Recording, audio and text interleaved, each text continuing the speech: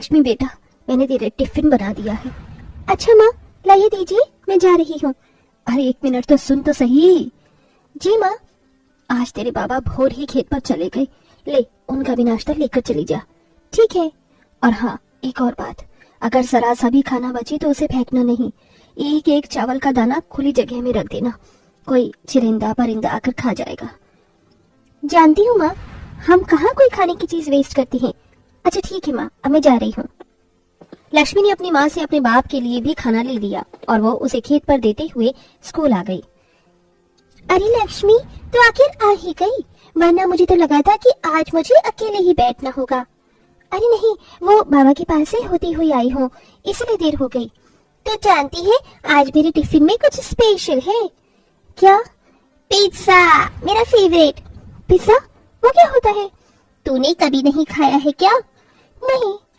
चल तो लंच तक का इंतजार कर, अगर तुझे जन्नत का एहसास ना हो इसे खाकर तो मेरा नाम बदल देना। सच? क्या इतना स्वादिष्ट है ये? देखते ही देखते लंच का टाइम भी हो गया और मलाइका ने लक्ष्मी को पिज्जा खिलाया। कैसा है? अरे कुछ मत पूछ यार, ये तो गजब है। बोला था ना, जानती है तू, इसे घर में भी बना सकती है। सच? फिर तो मैं माँ को बोलकर पिज्जा बनवाऊंगी। मुझे भी खिलाना। लक्ष्मी अपनी माँ से पिज्जा बनवाने के लिए पूरा पूरा मन बना चुकी थी। स्कूल से घर आकर लक्ष्मी अपनी माँ से बोली, मैं आ गई माँ।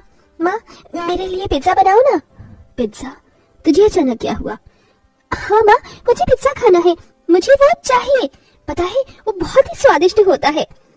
अच्छा, कहाँ खा लिया तूने पिज्जा? मुझे आज मलाइका ने खिलाया। माँ, मेरे लिए आप प्लीज पिज्जा बनाओ ना। अच्छा चल, मैं तेरे बाबा से बात करूंगी। सुगंधा ने अपने पति के आने को बोलकर लक्ष्मी को शांत कर दिया। कुछ देर बाद अनिल 50 रुपए लेकर घर आ गया। क्या जमाना आ गया है, गरीब की तो कोई अहमियत ही नहीं है। क्या हुआ जी? मेरे जमींदार ने अपनी जमीन पर काम तो बढ़ा दिया है, लेकिन जरा मजदूरी देखो। है? अभी कुछ दिन पहले ही तो साहब ने 150 से 100 रुपए मेहनताना कर दिया था, अब तो और भी घटा दिए। खुद ही देख लो, सारा दिन खेत पर काम किया है और क्या सिर्फ ये 50 का नोट मिला है, अब इसी से गुजारा करना होगा। अजीब मुसीबत है, खर्चे बढ़ने पर हैं और मजदूरी घटने पर। हे भगवान, हम गरीबों पर अपना रहम कर। सुगंधा के पति अनिल के काम की मजदूरी घट गई थी। अब उसे 100 के बजाय बस 50 रुपए ही मिलते थे, जिसमें अनिल का घर चला पाना बहुत मुश्किल था। अनिल जी, आटा खत्म हो गया है और माँ जी की दवा भी नहीं है। तो मैं क्या करूं सुगंधा, तुम ही बताओ। मैं आज के भी 50 रुपए तुम्हें दे चुका हूँ, अब इससे ज्यादा मैं कुछ नहीं कर सकता। जानती हूँ, लक्ष्मी स्कूल से बस आते ही होगी। 2 रोटियों का आटा है, मैं उसी से उसकी रोटियां बना देती हूँ। नहीं रुको, मैं अभी कहीं से पैसों का इंतजाम करता हूँ। अनिल उधार पैसों का इंतजाम करने निकल गया। वहीं पीछे से लक्ष्मी घर आ गई। माँ, आज मैं कुछ नहीं सुनूंगी। आज मैंने बाहर भी पिज्जा बिकता हुआ देखा। आप मेरे लिए कब पिज्जा बनाओगी? बना दूंगी लक्ष्मी, अभी देख तेरी दादी की तबीयत खराब है, पहले इनकी दवाई आना जरूरी है। पिज्जा वगैरह तो बात की बातें हैं। इसका मतलब आप मेरे लिए पिज्जा नहीं बनाओगे? उदास मत हो मेरी गुड़िया। अच्छा चल, मैं तेरे लिए पिज्जा आज ही बनाऊंगी, लेकिन एक नजर मुझे उसे देखना होगा। सुगंधा ऐसे बोलकर बाजार आ गई। मेरी जेब में तो 1 रुपया नहीं है, लेकिन हाँ, एक नजर बस पिज्जा देख लूं तो जरा अंदाजा हो जाएगा। सुगंधा बाजार में चल ही रही थी कि तभी उसे एक बड़ी पिज्जा शॉप दिखाई दी, जिसके बाहर पिज्जा ही पिज्जा छप रहे थे। अच्छा, तो ये है पिज्जा। अच्छा, अरे इसे तो मैं यूं ही बना दूंगी। सुगंधा पिज्जा देख कर आ गई। अरे माँ, आप आ गई? आप तो कोई सामान लेकर आई ही नहीं हो। बेटा, घर में जो सामान है मैं उसी से तेरे लिए पिज्जा बना दूंगी, बस तेरे बाबा थोड़ा सा राशन ले आए। मैं आ गया। अरे वाह, कहते ही बाबा भी आ गए। ये लो सुगंधा, ये कुछ पैसे मैं उधार लाया हूँ और ये थोड़ा सा राशन। अब मैं खेत पर जा रहा हूँ। अनिल खेत पर चला गया। लक्ष्मी बेटा, ये ले पैसे और जाकर किराने वाले से 10 रुपए की मैदा ले आ। जी माँ। लक्ष्मी जाकर मैदा ले आई। चलो, अब मैं पहले इसका नीचे का पराठा बना लेती हूँ। माँ, ये पराठा ओवन में बनता है? एक बार तवे पर सेकने की कोशिश करती हूँ, हो सकता है कि बात बन ही जाए।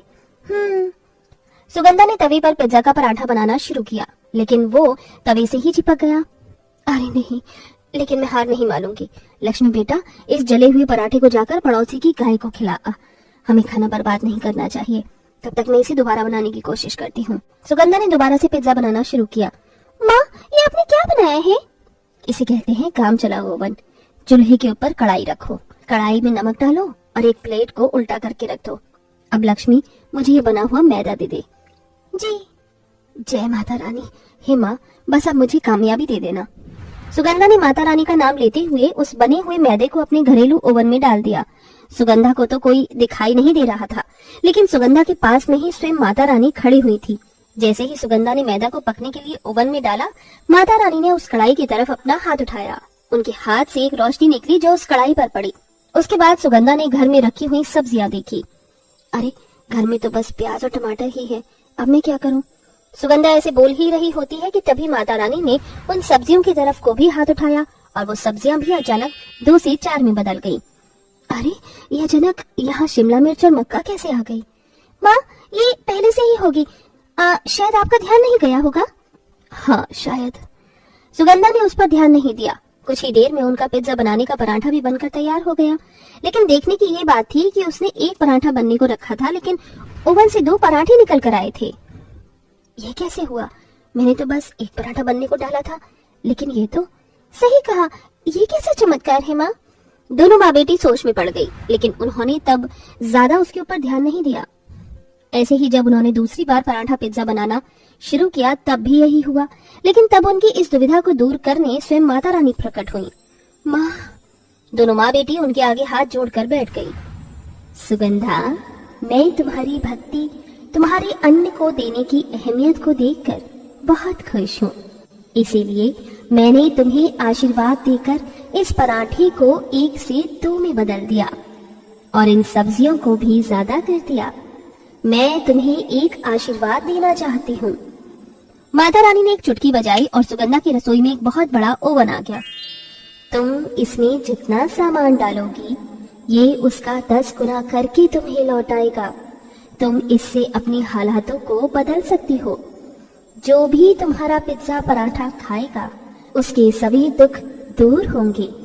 लेकिन हाँ, तुम्हें इस पिज्जा पराठे को लोगों को ऐसे उपलब्ध कराना होगा जो करीब से करीब भी इसे खाने में एक दफा ना सोचे। जी माँ।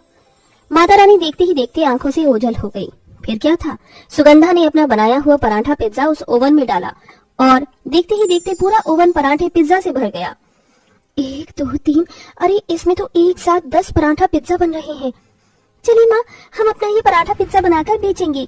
इससे लोगों की भी मदद हो जाएगी और हमारा भी काम बन जाएगा। सुगंधा ने इस बारे में अपने पति से बात की और फिर उसने एक छोटा सा ढाबा खोल लिया, जिस ढाबे का नाम Lakshmi magical pizza paratha shop रखा गया, जहाँ पिज्जा पराठा मात्र 1 रुपए में मिलता था। माता रानी ने बोला था कि इस पिज्जा पराठा को खाने से सभी के दुख दूर हो जाएंगे। माँ जी, आप ये खाकर देखिए। सुगंधा ने अपनी सास को वो पिज्जा पराठा खिलाया। उसे खाते ही भवानी के शरीर में मानो नई जान आ गई। अरे वाह बहू, देख मैं अपने हाथ पांव हिला पा रही हूँ।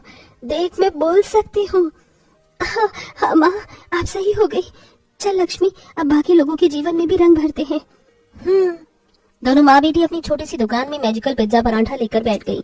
एक लड़की वहाँ उसे खाने आई, जिसके मुंह पर काफी दाने और दाग धब्बे थे। जरा एक ही मैजिकल पिज्जा पराठा मुझे भी देना। लाई। काश इसका जादू मुझ पर भी चल जाए। लक्ष्मी ने पिज्जा पराठा लाकर उस लड़की को दिया। उसे खाते ही उस लड़की के मुंह से सारे दाग धब्बे खत्म हो गए। अरे वाह, ये तो कमाल है, ये तो सच में जादुई पिज्जा पराठा है। वो लड़की बहुत ज्यादा खुश हुई। ऐसे ही लक्ष्मी के जादुई पिज्जा पराठे लोगों की परेशानियों को हल करते थे। माँ बेटे की जादुई पराठा पिज्जा की दुकान अब चल चुकी थी, जिसकी वजह से उनकी आमदनी भी अच्छी हो जाती थी और अब सब कुछ ठीक हो चुका था।